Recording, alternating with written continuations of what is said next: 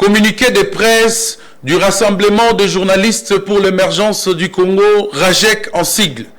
La liberté de la presse en péril en République démocratique du Congo.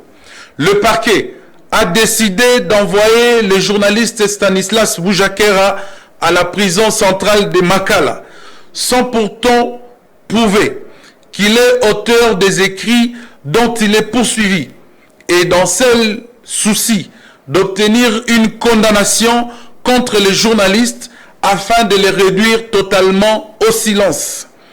Tout compte fait, le journaliste passe son 10e jour de détention depuis son arrestation le 8 septembre 2023.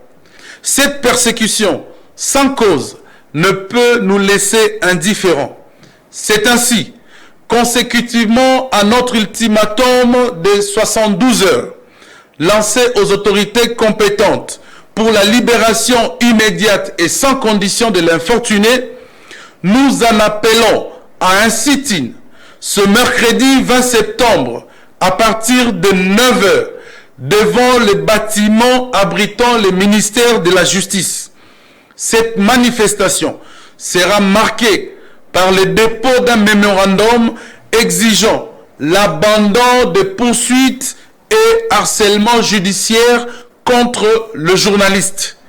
À cet effet, nous lançons vivement un appel à la solidarité entre nous, les confrères journalistes, et tous les organes corporatifs des journalistes.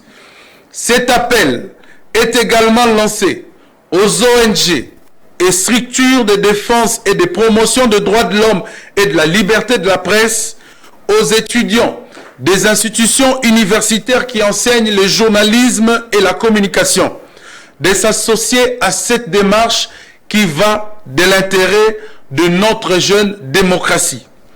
La liberté de la presse connaît une dérive dégradante pendant que le journaliste célébrait la venue de la nouvelle loi sur la liberté de la presse, dite la loi Mouyaya, qui stipule en son article 95 que les professionnels de médias ont le droit d'accéder à toutes les sources d'informations publiques et celles privées d'intérêt public.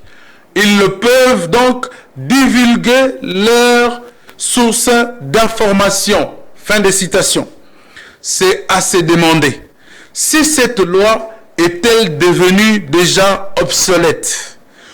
En outre, le RAJEC a recensé plusieurs cas d'intimidation, d'agression, de menaces de mort et d'assassinat des journalistes pendant cette période. À titre illustratif, à Goma, capitale du Nord Kivu, le journaliste Papi Okitoteme, éditeur du journal Écho d'opinion paraissant à Goma, croupi au cachot de l'ANER, Agence nationale des renseignements, après son interpellation par les éléments de la garde républicaine. Pendant l'élaboration du présent communiqué, nous avons été alertés depuis la ville volcanique de Goma de l'assassinat horrible en date du 17 septembre du journaliste photographe Albert Kabouyaya Malemo, membre actif de l'association des journalistes sportifs du Congo. À Bukavu, chef-lieu du Sud Kivu, le journaliste Pascal Kamanzi risque plus de 5 ans de prison à cause d'une plainte d'un célèbre politicien local. À Kinshasa, l'affaire Gauthier Sey, poursuivi par un musicien, prend une tournure inquiétante. Le journaliste qui était déjà devant le juge du tribunal de paix de Kinshasa-Gombe est appelé à comparaître à nouveau devant les membres du Conseil supérieur de l'audiovisuel et de la communication, CESAC en sigle.